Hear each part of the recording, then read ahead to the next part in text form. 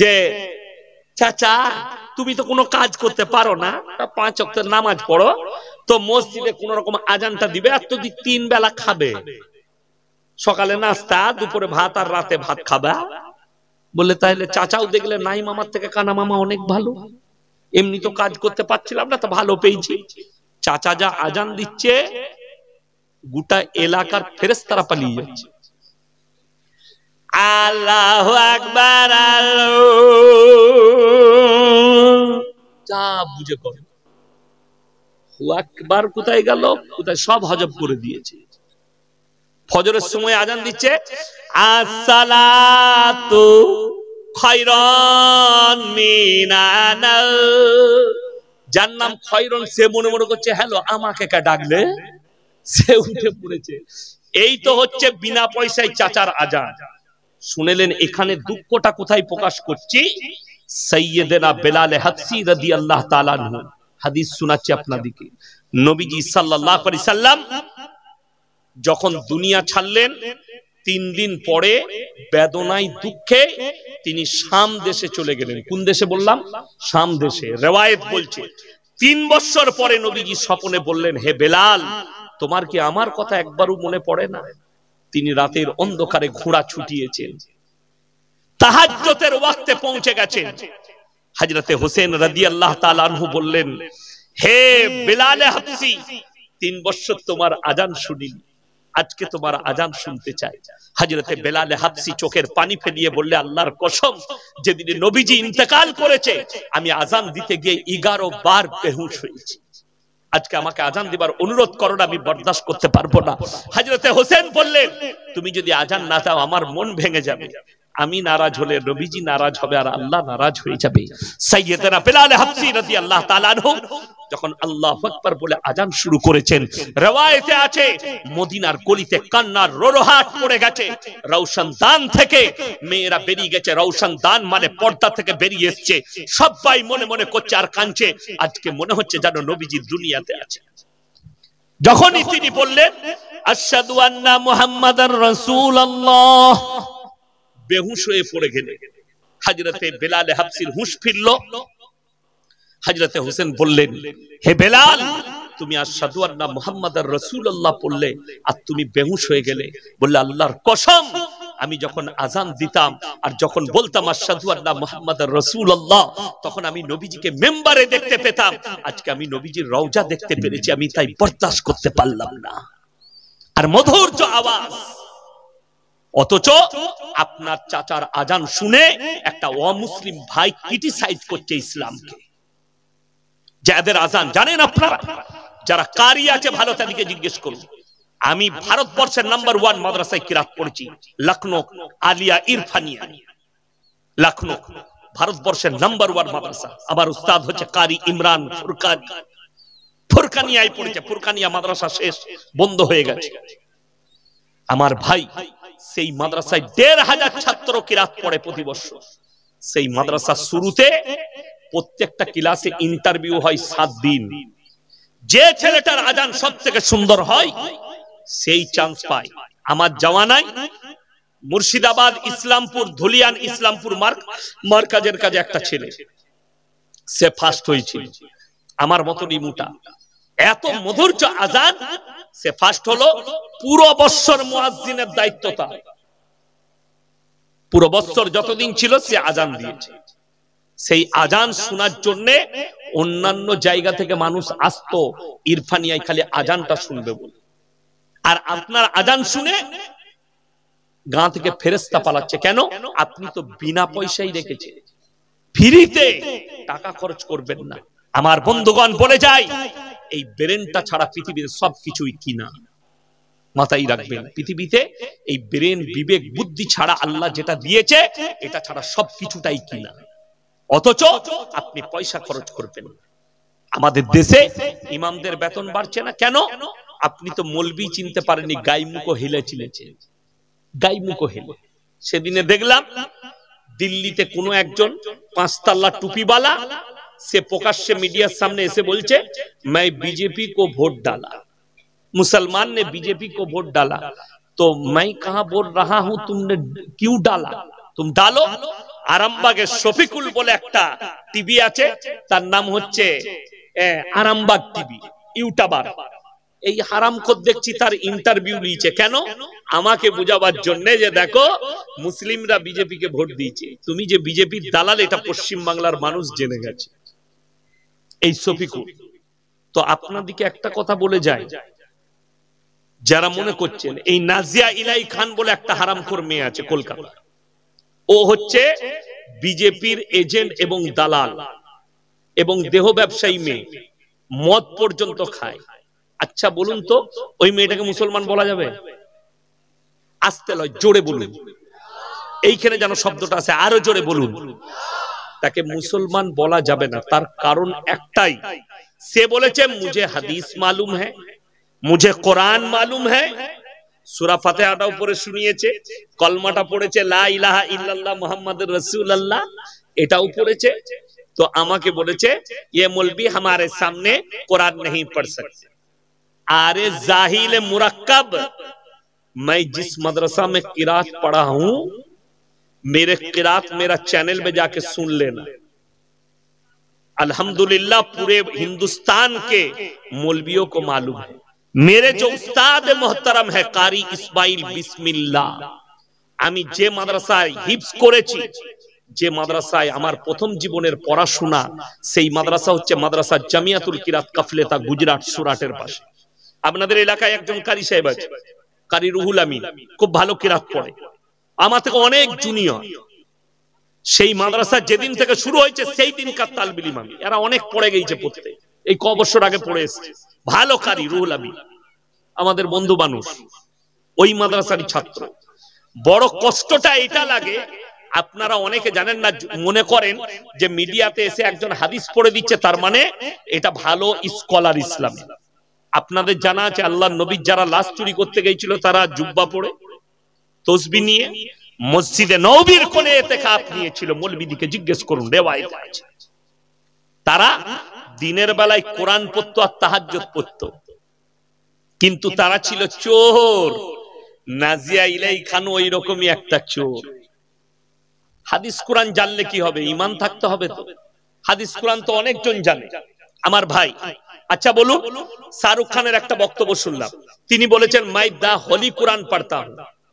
আরে কোরআন শরীফ আপনাদেরকে বলে দিই, শাহরুখ খান একা নয়, কবিগুরু রবীন্দ্রনাথ ঠাকুর কোরআন পড়েছেন, বঙ্কিমচন্দ্র কোরআন পড়েছেন, শরৎচন্দ্র কোরআন পড়েছেন, স্বামী বিবেকানন্দ কোরআন পড়েছেন, পৃথিবীর বড় বড় মনীষীরা কোরআন পড়েছেন, ঈশ্বরচন্দ্র বিদ্যাসাগরও কোরআন পড়েছেন।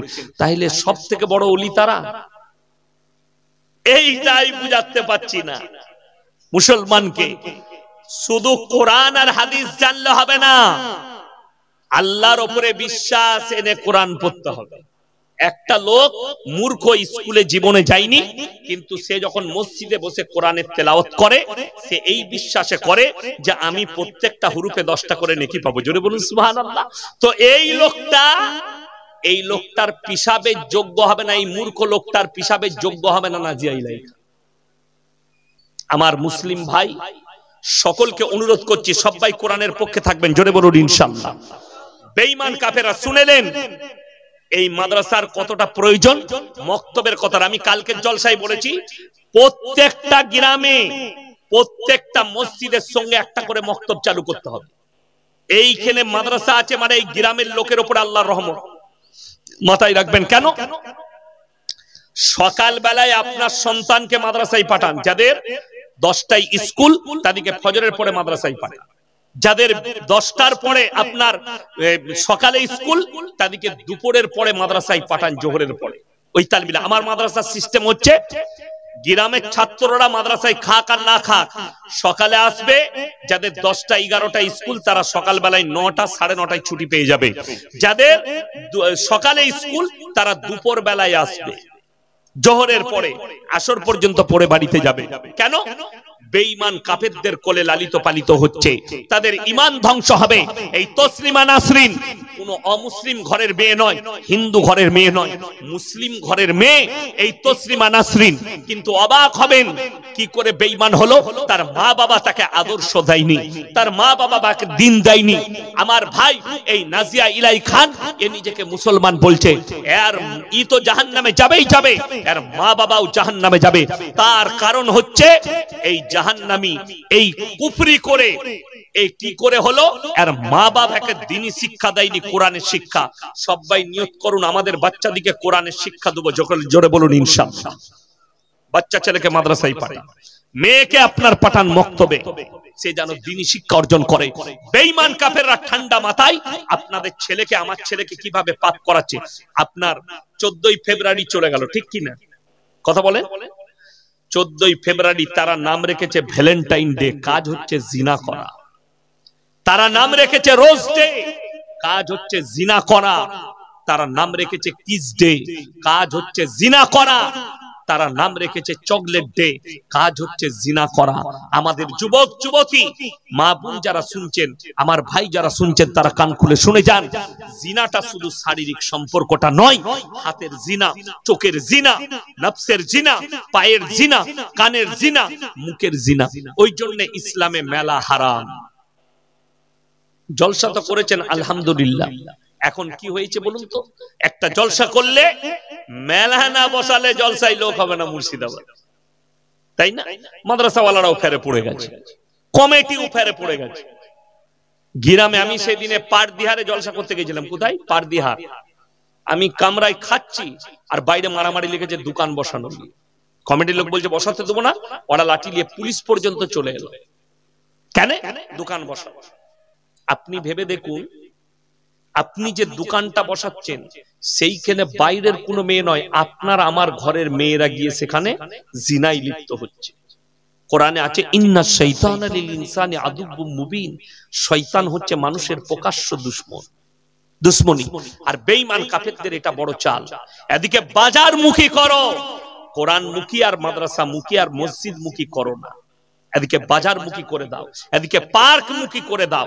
সব থেকে বর্তমানে বড় বড় জিনা করার আড্ডাখানা হচ্ছে পার্ক গুলো, যেগুলো পার্ক তৈরি হয়েছে। স্কুল কলেজের ছেলেরা জানেন, মুর্শিদাবাদ জেলায় সব থেকে ডেঞ্জার পার্কটা চালু হয়েছে, সব থেকে বেশি মুর্শিদাবাদে। তার নাম হচ্ছে সমকামী। মুসলিমদের যুবকরা, শিক্ষিত যুবকরা ফেঁসেছে এই মুর্শিদাবাদের বেশি। তারা জানেই না আল্লাহ রাসূল সাল্লাল্লাহু আলাইহি ওয়াসাল্লামের হাদিস, আখরি জামানায় বর্বরতার যুগের পাপগুলো মডেলিং হয়ে ফিরে আসবে, তোমরা রুখতে পারবে না। পৃথিবীর সবথেকে দামি মুফতি, স্কলার, পৃথিবীর শুধু ভারত, বাংলাদেশ, পাকিস্তানের নয়, তিনি গোটা পৃথিবীর সবথেকে বড় মুফতি। তিনার নাম হচ্ছে মুফতি তাকি উসমানী, পাকিস্তান। যিনি যে মানুষের সন্তান নয়, মুফতি শফি সাহেব রহমতুল্লাহ আলাইহির ছেলে, যিনি তাফসীরে মারিফুল কোরআন লিখেছেন। উনি 2 মাস আগে বক্তব্য দিতে গিয়ে पाकिस्तान बोलेছিলেন आखिरी जमाने में पूरे आलम में पूरे दुनिया में हराम औलादों से भर जाए, ना कोई मदरसा वाला, ना कोई मौलवी, ना कोई मुकर्रिर और ना कोई तबलीग वाला, कोई नहीं रोक सकता, क्योंकि यह क़यामत का अलामत है और क़यामत तो होनी है, इसीलिए रोक नहीं सकते। तो তিনি উদাহরণ দিলেন, যেমন আজকে আমি জলসা করতে এসেছি, ইনারা আমাকে চিনেন, অনেকে চিনেন না। আমাকে যদি ইনি পরিচয় জিজ্ঞেস করেন আপনি কে, আমি আমার বাপের নাম লব না মায়ের, বাপের। আমি যদি ইনাকে জিজ্ঞেস করি আপনি কে, ইনি ইনার আব্বার নাম বলবেন না মায়ের, বাপের। যদি বাবা মারা যায় তাও আমরা কি বলি, আমি মৃত অমুকের ছেলে, ঠিক কি না, আমি মৃত অমুকের ছেলে, মায়ের নাম কেউ লাই না। কেন? আল্লাহ তাআলা ইনসানের যে পরিচয় ঘটিয়েছেন ওটা বাপের তারা। আপনাদের এলাকায় ছাগল আছে না নাই? আছে। ছাগলের বাচ্চা হলে পাঁঠার বাচ্চা বলেন না ছাগল, ছাগলের গায়ের বাচ্চা হলে ষাঁড়ের বাচ্চা বলেন না, গায়ের বাচ্চা। আল্লাহ তাআলা জানোয়ারের পরিচয় ঘটিয়েছে মায়ের দ্বারা, আর ইনসানের পরিচয় ঘটিয়েছে বাপের দ্বারা। শুনে রেখে দেন, বেঈমান কাফেরদের যতগুলো দেশ আছে, লন্ডন, আমেরিকা, জাপান, জার্মান, উত্তর কোরিয়া, দক্ষিণ কোরিয়া, চাইনা, স্পেন, ব্রাজিল, অস্ট্রেলিয়া, যতগুলো দেশ আছে তারা তাদের পার্লামেন্টে পাস করিয়েছে। এরপর থেকে কোনো বাচ্চা যদি জীবিত থাকতে চায়, বাঁচতে চায়, মায়ের পরিচয়েও বাঁচতে পারবে, তার মারা রিলেশনে থাকবে, বিয়ের প্রয়োজন পড়বে না। গার্লফ্রেন্ড আর বয়ফ্রেন্ড একসঙ্গে থাকবে, বাচ্চা হয়ে গেল, বয়ফ্রেন্ড ছেড়ে চলে গেল, সে তার মায়ের পরিচয় থাকবে। আল্লাহর কসম, ইসলামে কিয়ামত পর্যন্ত এগুলো হারাম বাচ্চা, এগুলো অবৈধ সন্তান, পৃথিবীর কোন বাপের বেটা মৌলবি মুফতি এই হারাম সন্তানগুলোকে হালাল করার দিতে পারবে না।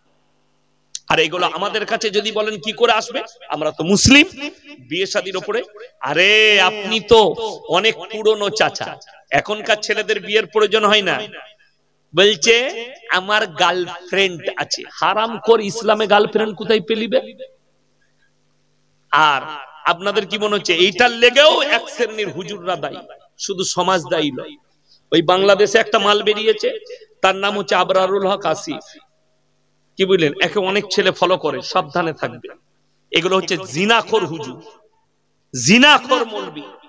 বলছে রাস্তায় যদি কোনো মেয়েটা দেখে তোমার পছন্দ হয়, তাকে প্রপোজ করে দাও। আমি একটা জলসায় তাকে উত্তর দিয়ে পাঠিয়েছি যে রাস্তায় যদি তোমার মা বাজার করতে বেরোয় আর আমার যদি খুব ভালো লাগে, তো আমার সাথে বিয়ে দিবি? আশ্চর্যের কথা, কত বড় দুঃখের বিষয়, এটা ইসলাম স্বীকৃতি দেয় না। তোমার যদি কোনো অবিবাহিত মহিলাকে তোমার পছন্দ হয়, তুমি তার বাড়িতে বিয়ের প্রস্তাব পাঠাতে পারো। ইসলামী তরিকায় রাসূল আকরাম সাল্লাল্লাহু আলাইহি সাল্লামের মেয়ে হযরত ফাতেমাতুজ জাহরা রাদিয়াল্লাহু তাআলা আনহাকে বিবাহের প্রথম প্রস্তাব যার কাছ থেকে এসেছিল, তিনি হচ্ছেন হযরত উসমান গনি রাদিয়াল্লাহু তাআলা।